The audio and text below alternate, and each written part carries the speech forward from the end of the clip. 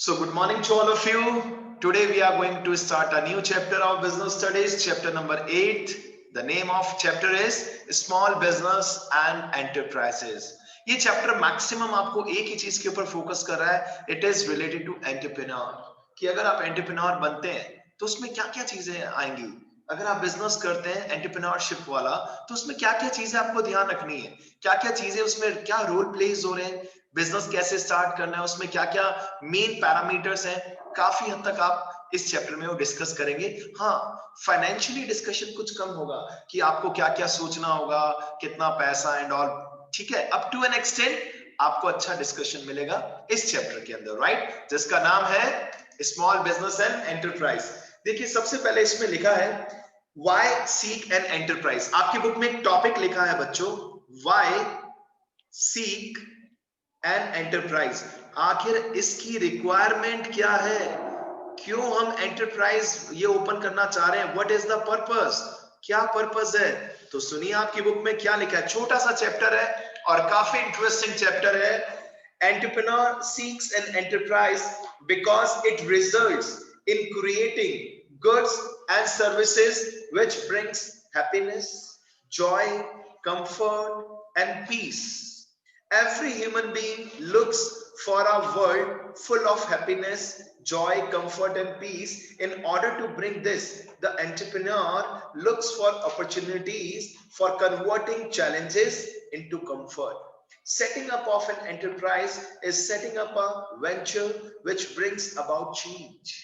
सबसे पहले तो बात आ रही है, आखिर हम एंटरप्राइज ओपन क्यों करना चाह रहे हैं. सर ऑफ कोर्स कुछ चेंज लाने के लिए और कुछ फैसिलिटीज प्रोवाइड करने के लिए हर किसी को, राइट. मैं फिर से रीड कर रहा हूं, देखिए लिखा है एंटरप्रेन्योर का काम क्या होता है. सर एंटरप्रेन्योर क्या करेगा, एंटरप्रेन्योर क्या करेगा बच्चों. Sir goods and services create करेगा, उसको प्रोड्यूस करेगा, मार्केट में सेल करेगा, और जो भी उसके ऑब्जेक्टिव हैं किसके, एंटरप्रेन्योर के, वो अपनी एंटरप्राइज को सेटअप करके, और सेटअप किस चीज का करेगा मेन, कि how to deliver goods and services, how to manufacture goods and how to sell them in the market. Simple. और इससे उसको क्या मिलेगा. सर कुछ कंफर्ट मिलेगा, हैप्पीनेस मिलेगा, जॉय मिलेगा, वगैरह वगैरह. सिंपल है जी, कोई टेंशन नहीं है, राइट. Is it okay. चले आगे स्टूडेंट्स. आगे क्या है देखिए, आपसे रिलेटेड है ये चैप्टर, ये बात कंफर्म बता रहा हूं मैं आपको. नेक्स्ट लिखा है need and importance of entrepreneurship. Next आपकी बुक्स में लिखा है heading need and importance of entrepreneurship. आखिर एंटरप्रेन्योरशिप की क्या नीड है और क्या इंपॉर्टेंस है.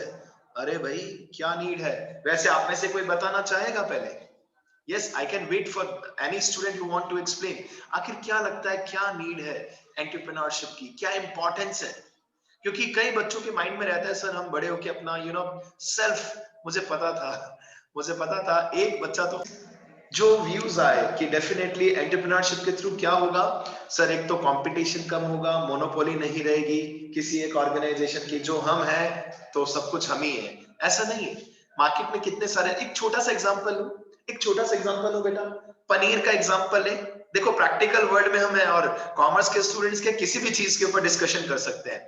सोचिए ना, केवल सरस का ही आता है क्या केवल, आई थिंक नहीं. Lotus is also there, Amul is also there. तो कोई भी अपनी मोनोपोली नहीं चला सकता कि भैया हम दी बेस्ट है, ना जी ना.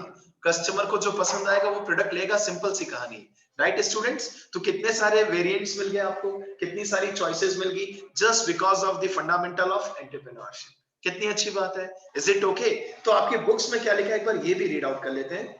Entrepreneurship is important for national growth. चलिए, तो पहला पॉइंट सामने आया, नेशनल ग्रोथ. बिल्कुल, क्योंकि देखिए अभी गर्व ने एक बात बोली थी, आप सबने सुनी, एम्प्लॉयमेंट जनरेट होगा.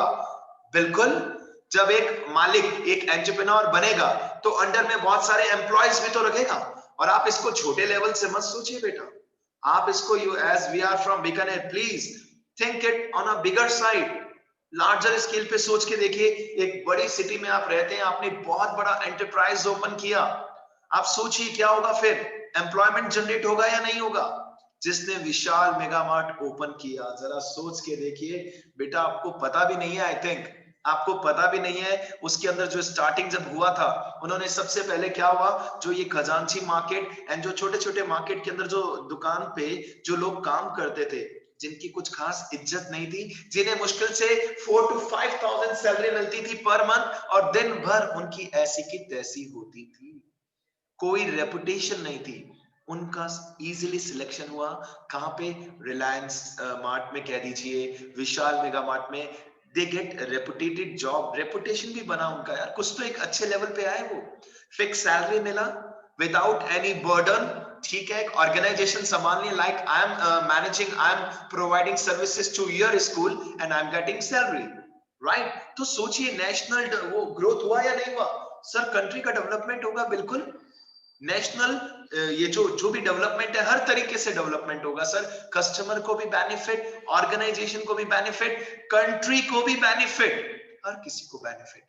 लेकिन लेकिन लेकिन आउट ऑफ द टॉपिक जा रहा हूं अभी मैं, आप सभी के लिए एक अच्छा मैसेज। अब ये नहीं हो कि जैसे ही एजुकेशन कंप्लीट की कि सर हम तो जॉब करेंगे नहीं, कई बच्चों के माइंड में ये प्रॉब्लम रहती है। फर्स्ट ऑफ ऑल, अगर लाइफ में आपको जॉब का अच्छा चांस मिले in a corporate sector like Mumbai, Delhi, Jaipur, एक अच्छी जगह, एक अच्छी जॉब अगर आपको मिलती है तो वो करनी चाहिए। सबसे पहले you should take experience of at least 3 to 5 years, at least 2 to 3 years minimum. The reason, when you will work as an employee you will come to know कि employees कैसे behave करते हैं, ऑर्गेनाइजेशन बिहेवियर आपको पता चलेगा, कैसे employees manage करने हैं वो सब आपको पता चलेगा जब आप खुद एज एन एम्प्लॉय वर्क करेंगे कि एम्प्लॉइज क्या क्या एक्सक्यूजेस देते हैं, काम ना करने के बहाने ढूंढते हैं, फिर आपस में अगर डिस्प्यूट हो जाता है एम्प्लॉइज में तो ऑर्गेनाइजेशन में उसको मैनेज कैसे किया जाता है, कैसे फंड्स को मैनेज करना है। तो first of all you should take experience as an employee, then definitely you can proceed for your own setup. ये दी बेस्ट ऑप्शन होता है बेटा एक बच्चों के लिए। लेकिन कई बच्चों के दिमाग में रहता है कि नहीं जी हम तो खुद के मालिक हैं, और उस कंडीशन में क्या होता है, ऑर्गेनाइजेशन को सक्सेसफुल बनाना इतना टिपिकल हो जाता है बेटा, क्योंकि आपके पास प्रैक्टिकल एक्सपीरियंस ही नहीं है। थ्योरेटिकल तो सब कुछ पढ़ लिया, आप टॉपर बन गए, लेकिन प्रैक्टिकल एक्सपीरियंस नहीं लिया, इट मे क्रिएट प्रॉब्लम। चलिए वापस टॉपिक पे आते हैं। सबसे पहला पॉइंट, क्या बेनिफिट होगा इससे?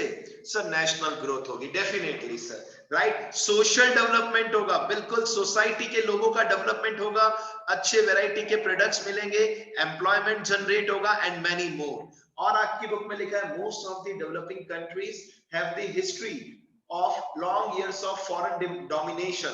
They have attained freedom recently. The most common problem they are facing to conserve the outflow of limited national growth, national wealth, and fulfilling the demand for consumer goods and services by locally producing them.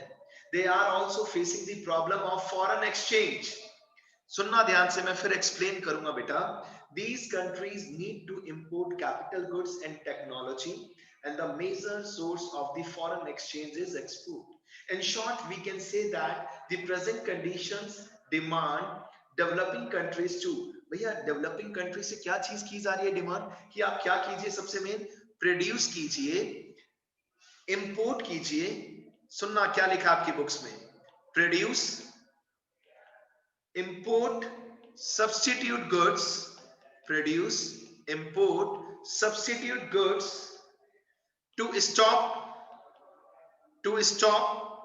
outflow of national wealth.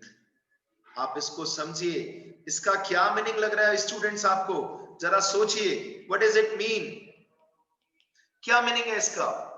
Produce, import, substitute goods, यानी कि कई बार हम क्या होता है बेटा, बाहर से इंपोर्ट करते हैं, तो क्या हमें वो कम नहीं करना चाहिए? क्या हमें खुद की कंट्री में अगर हम वो चीज बनाएंगे तो क्या होगा इससे? सर नेशनल वेल्थ क्रिएट होगी, डेफिनेटली, राइट। खुद अपना गुड्स बनाए, रादर इंपोर्टिंग फ्रॉम दूसरी कंट्री से इंपोर्ट करने के बजाय अगर हम खुद ये चीज करें तो कितना बेहतर होगा, जरा आप सोच के देखिए। और लिखा है आपकी बुक में लिखा है next, produce more and more consumer goods and services to meet the increasing demand of these goods locally. देखिए मैं सेकंड पॉइंट लिख रहा हूं, क्या कहना चाह रहे हैं आपके इस टॉपिक में, प्रोड्यूस, हमें प्रोड्यूस करना चाहिए, क्या प्रोड्यूस करना चाहिए, more and more consumer goods, more and more consumer goods and services to meet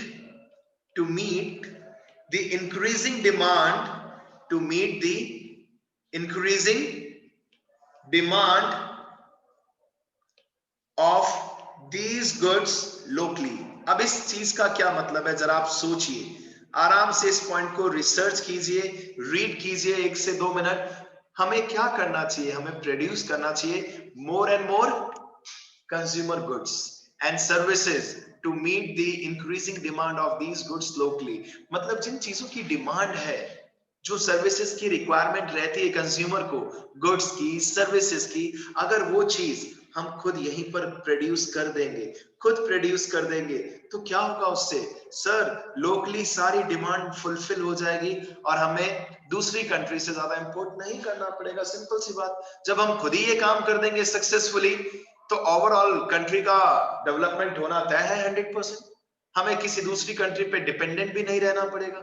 simple सी बात, हमें खुद इतना कुछ हम कर सकते हैं अपनी कंट्री के अंदर एंटरप्रेन्योर बनके।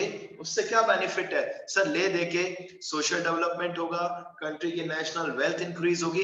रादर इंपोर्ट के बजाय हम एक्सपोर्ट करें, दूसरी कंट्री में एक्सपोर्ट करें।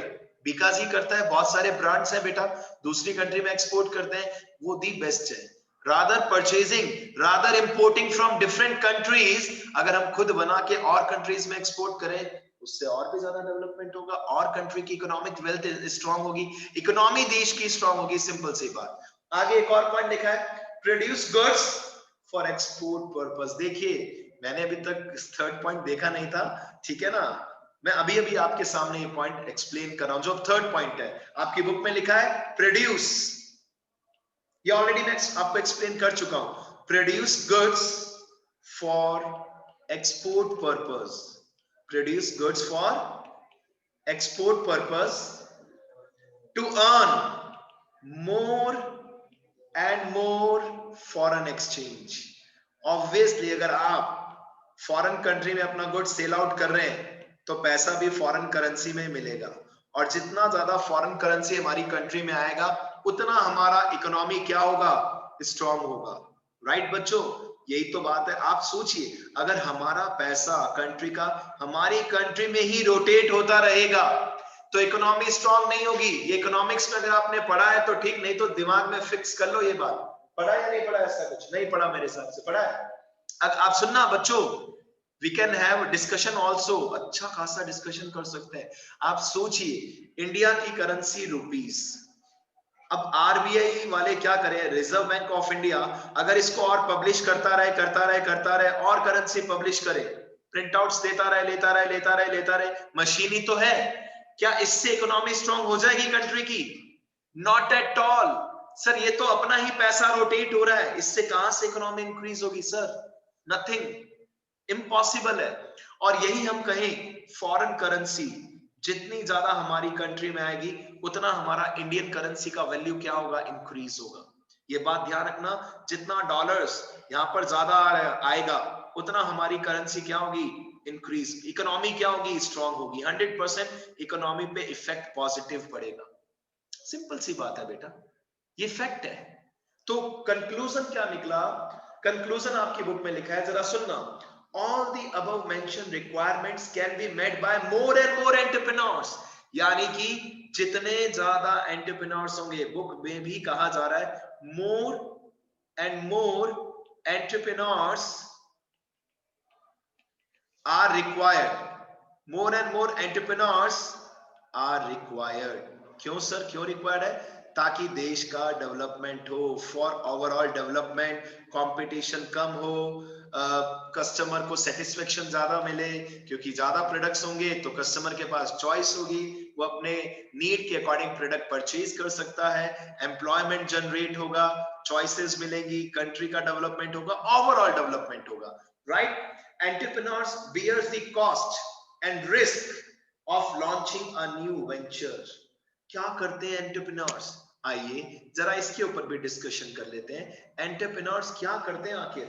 एक तो इसकी स्पेलिंग में कई बार आप मिस्टेक करेंगे, हम भी जल्दी जल्दी लिखते हैं, तो कई बार ये ध्यान रखना, एंटर, ये एंटर नहीं होता, एंटरप्रेन्योर, ठीक है। कई और भी एसेंट है इसके, so please be very careful.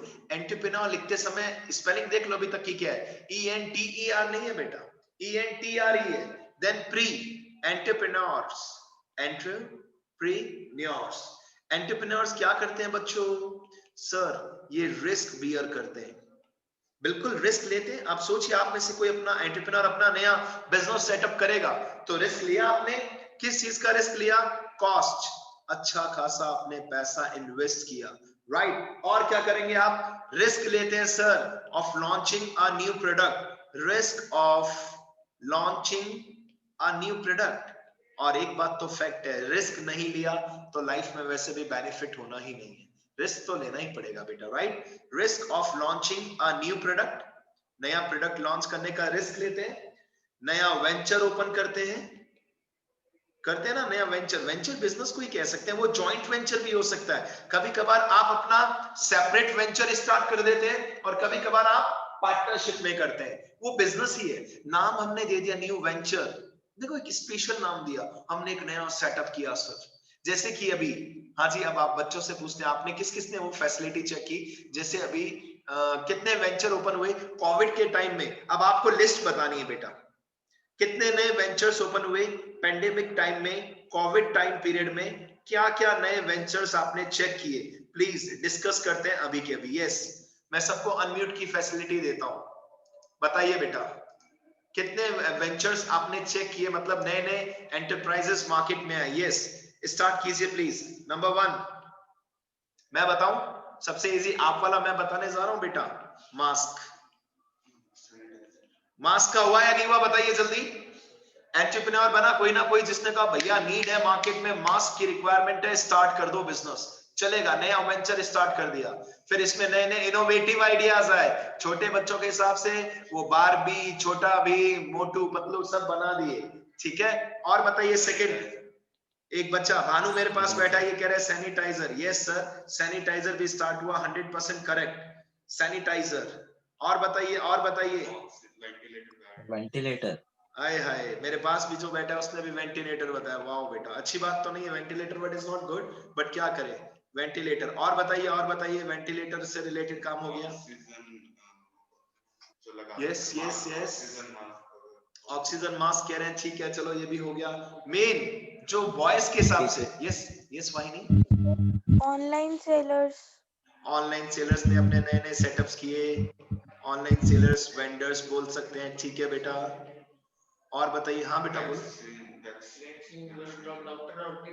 Vaccine की किट, वैक्सीनेशन की किट, ये भी बिकने लगी मार्केट में, ठीक है ना, क्योंकि भले हॉस्पिटल्स में मिल रही है, जो डॉक्टर्स एंड ऑल यूज करते हैं, ये डीआर नहीं लिखा अकाउंट्स का, राइट, ये भी बनने लगी, डेफिनेटली प्रोडक्शन हुआ इसका।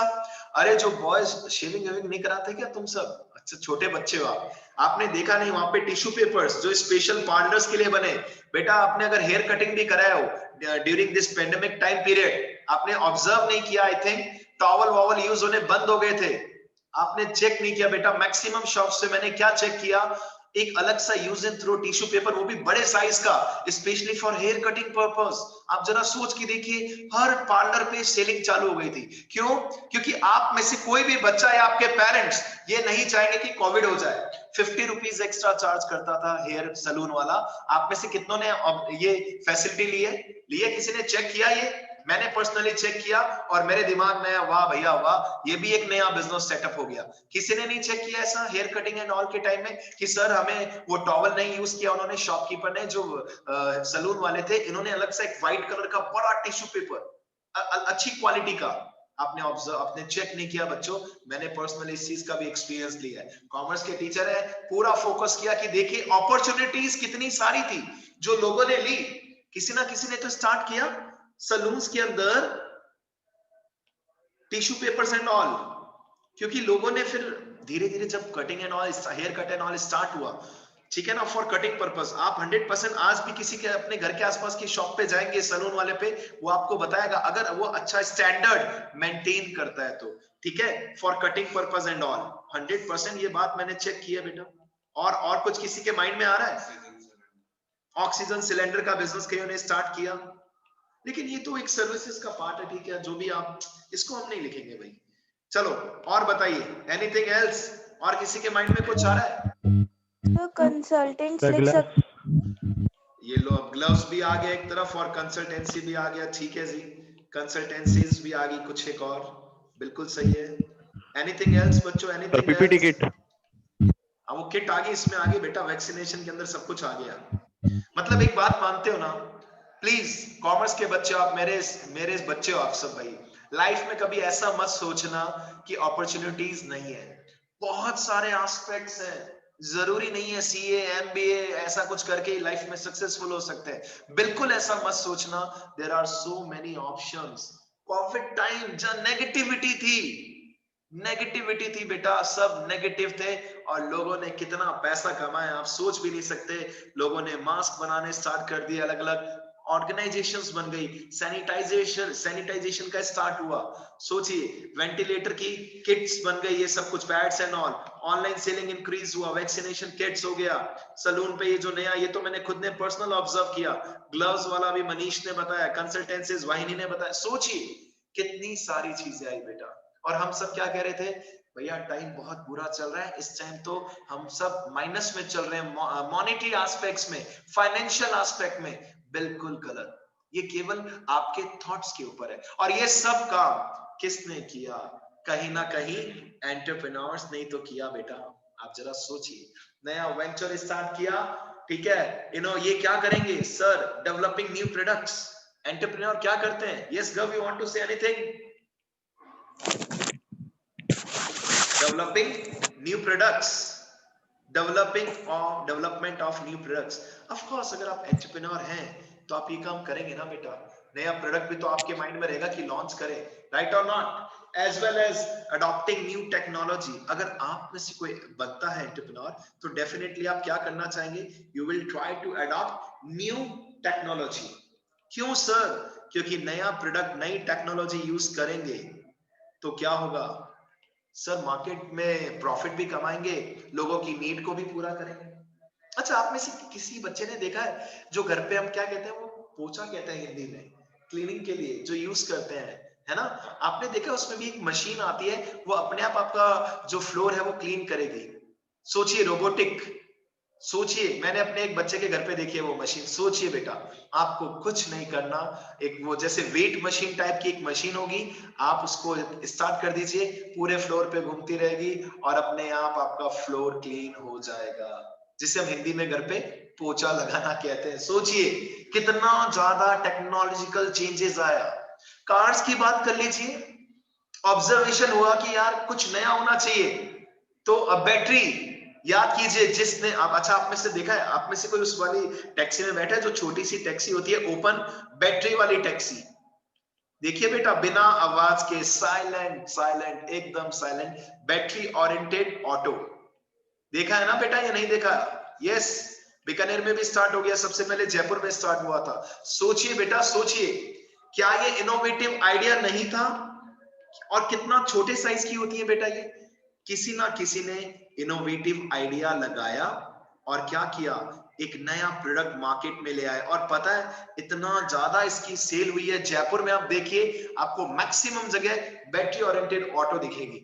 यानी कि ये चैप्टर कहीं ना कहीं परफेक्ट रियलिस्टिक चैप्टर है, स्मॉल बिजनेस एंड एंटरप्राइज। तो यानी कि ये आपकी बुक में अभी जो हम पढ़ रहे थे उसके अंदर लास्ट लाइन में लिखा है, so entrepreneurs offer a new strategy of development. Entrepreneur क्या करते हैं बच्चों?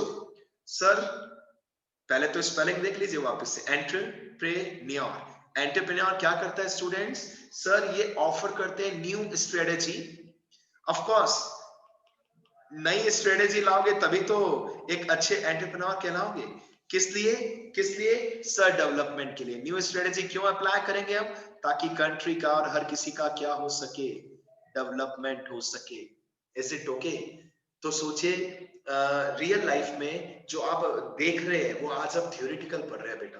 कितना इंटरेस्टिंग चैप्टर है, कितना मजेदार चैप्टर है। और अगर आप में से कोई भी बनता है एंटरप्रेन्योर तो बहुत सारे पैरामीटर्स होते हैं जिसके ऊपर आपको वर्कआउट करना होगा। ऐसे नहीं कि केवल आइडिया आया, केवल आइडिया आने से नहीं होता एग्जीक्यूशन, पूरा आपको उसका वर्कआउट करना पड़ेगा कि क्या चीज आप नया प्रोडक्ट लाना चाह रहे हैं, उसमें क्या क्या एक्सपेंसेस होंगे, मार्केट स्टडी करना पड़ेगा, लोगों की नीड क्या है। कल को आपने अपना आइडिया इंप्लीमेंट किया लेकिन मार्केट में उसकी नीड ही नहीं थी, जब मार्केट में उसकी नीड ही नहीं थी। अब जैसे ये एग्जांपल हमने अभी डिस्कस किया बैटरी ओरिएंटेड, तो ऑटोज तो बहुत सारी, जैसे कि मैं एक एग्जांपल लेता हूं, मुझे नहीं लगता कि ये अच्छा मतलब ये एक अच्छा एंटरप्रेन्योर वाला काम हुआ। रॉयल एनफील्ड आप सभी जानते हैं बेटा, जल्दी बताइए। रॉयल एनफील्ड आप सभी जानते हैं बॉयज, ठीक है। और एक नया इसका सब्स्टिट्यूट प्रोडक्ट क्या है बताइए बॉयज, अनम्यूट कीजिए बताइए। नहीं, अभी बीकानेर में भी एक नया शोरूम ओपन हुआ है, हमने बात की थी इसके ऊपर, जावा।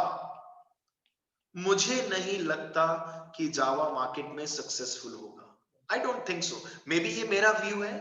तो जिसने भी आइडिया लगाया, अगर ये कुछ और डिफरेंट करते मे बी, तो मे बी ज्यादा सक्सेसफुल होते, क्योंकि ब्रांड एस्टेब्लिश इजीली होगा नहीं। और आप में से मैक्सिमम बच्चे अगर लाइफ में कुछ लेना चाहेंगे बाइक्स में, एनफील्ड स्टाइल में, है ना, एक अच्छी बुलेट जिसको कहते हैं, तो क्या कहेंगे बेटा, ऑप्शन ए या ऑप्शन बी? यस, मैं पूछ लेता हूं ना अभी। यस वेदांश, ऑप्शन ए या ऑप्शन बी? आशीष, गर्व, कुशाग, मनान, Manish, Neeraj, Mausam, sorry Ram food products, Shivendra, Ushan, yes. Vahini, आपसे भी पूछता हूँ, बताइए ऑप्शन ए या बी, जल्दी से बताइए, ए या बी? Option A. ए। बच्चे ए बोल रहे हैं, और मे बी आप ए से भी एडवांस बोले, बी पे तो आए ही ना। क्यों, सही कह रहा हूं बेटा? आप में से कितने बच्चे हैं जो बी ऑप्शन पे जाएंगे? मेरे सबसे एक भी नहीं। और ये मेरे वजह से नहीं, ये ऐसा नहीं कि मैं पूछ रहा हूँ, this is the practical truth sir, fact है। नया ब्रांड आ गया तो यू नो, अगर कुछ जैसे कार्स के सेगमेंट में बात करें, तो अब एक इलेक्ट्रिकल कार जो आई है, ये एक नया इनोवेटिव आइडिया है बेटा। टाटा ने आई थिंक लॉन्च कर दिया इनोवेटिव आइडिया के साथ, कोई और कंपनी भी करेगी तो देयर आर चांसेस कि सक्सेसफुल हो सके, क्योंकि पेट्रोल के रेट्स काफी हाई हो चुके हैं, तो एक सपोर्ट रहेगा। बैटरी ओरिएंटेड जो ये था, एक इनोवेटिव आइडिया था जो सक्सेसफुली मार्केट में चल रहा है। सर नीड थी सर, पेट्रोल डीजल से समथिंग डिफरेंट, हटके, छोटे साइज का एक प्रोडक्ट बनाया और बहुत अच्छा खासा एम्प्लॉयमेंट इससे भी जनरेट हुआ। लोगों ने इसको कम रेट्स पे लिया, बहुत कम रेट्स पे था, बहुत ज्यादा एक्सपेंसिव नहीं होती एक ऑटो जो है, और आराम से मार्केट कैप्चर कर लिया। सोचिए, सेल भी इंक्रीज हुई और इकोनॉमिक डेवलपमेंट भी हुआ कंट्री का, राइट? तो विद दिस नोट आज की क्लास हम यहीं पे फिनिश करते हैं। कल नया स्टार्ट करेंगे, इसके आगे छोटा सा चैप्टर है, 4 to 5 डेज में या 1 वीक में खत्म हो जाएगा, ठीक है। लेकिन प्लीज साथ साथ नोट्स बनाते रहे, प्लीज बच्चों नोट्स बनाइए अपने बेनिफिट के लिए, मेरे लिए नहीं। नोट्स बनाइए, पीडीएफ में मुझे सेंड कीजिए, मुझे भी अच्छा लगेगा, आपका भी डेवलपमेंट होगा, राइट स्टूडेंट्स? थोड़ा सा टाइम अपने सब्जेक्ट को देना चाहिए बेटा, ठीक है। ये पर्सनल एक्सपेक्टेशन रख रहा हूं मैं आप सभी से कि आप आज से इस चैप्टर के, छोड़िए पुरानी चीजें, नए चैप्टर नए सिरे से स्टार्ट कर दीजिए नोट्स बनाना, ठीक है। So all the best, bye bye, God bless you बेटा, बाय बाय।